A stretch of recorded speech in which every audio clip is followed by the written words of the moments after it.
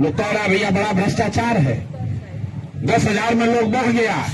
चलिए मान लीजिए एक बार गलती हो गया, अभी 6 महीना के बाद फिर पंचायत का चुनाव होगा, फिर आपके हाथ में चाबी आएगा, जनता के हाथ में चाबी आएगा। आधा से ज्यादा आपका भ्रष्टाचार पंचायत में मुखिया, सरपंच, प्रमुख, जिला पार्षद कर रहा है, उससे जुड़े अधिकारी कर रहे हैं। 4 महीना के बाद अगर बिहार का जनता संभल जाए और बढ़िया ईमानदार मुखिया, सरपंच, प्रमुख चुन ले तो आधा भ्रष्टाचार खत्म हो जाएगा। लेकिन अभी सब लोग कहेगा हाँ भैया ईमानदार होना चाहिए, और कल पंचायत का चुनाव होगा तो कहेगा कौन मुखिया मुर्गा भात बढ़िया खिला रहा है, कौन हम लोग को पाउच भेज रहा है, और फिर वोट अपना बेचेगा 4 महीना के बाद। तो मेरे भाई, जन सुराज में हम 3 बरस से कह रहे हैं, 500 रुपया में, 1000 रुपया में वोट बेचिएगा तो आपका मुखिया विधायक चोर नहीं होगा तो हरिश्चंद्र नहीं हो सकता है, चोर ही होगा।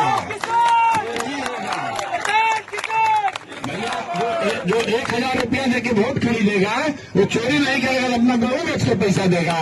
तो सब आदमी बिहार में सोच रहा है कि हम लूट लें अब पूरा बिहार ईमानदार हो जाए, हो सकता है, सब लूटने में लगा है। अब फिर सोच रहा है कि नेता ईमानदार कैसे नहीं हो रहा है। अरे भाई, जब समाज ही चोर है तो नेता ईमानदार कहां से होगा।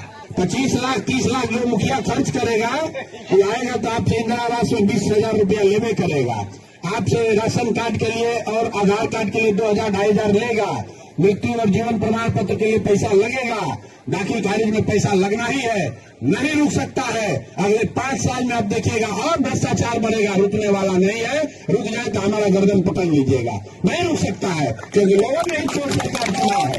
लोगों ने कहा हम बात को छुपा के नहीं बोलते हैं। लोगों ने कहा कि हमको भी कुछ माल दे दो और तुम भी जाके माल लूटो। तो आप ही का ट्रेजरी का पैसा, जनता का पैसा 10-10 हजार सबको दिया और लाइसेंस ले लिया कि 5 वर्ष लूटेंगे। तो सब लोग लुटाने के लिए तैयार रहिए, कोई नहीं बचाने आने वाला है, कोई उपाय नहीं है, क्योंकि यहाँ की जनता समझने को तैयार नहीं है।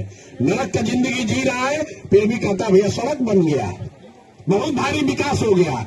अरे भाई, 2005 में जब नीतीश कुमार मुख्यमंत्री बने तो भी देश का सबसे गरीब और पिछड़ा राज्य था बिहार, और आज भी देश का सबसे गरीब, सबसे पिछड़ा, सबसे ज्यादा अशिक्षित, सबसे ज्यादा बेरोजगार राज्य बिहार ही है। और नालंदा में आदमी कह रहे बाप रे बाप इतना विकास हो गया।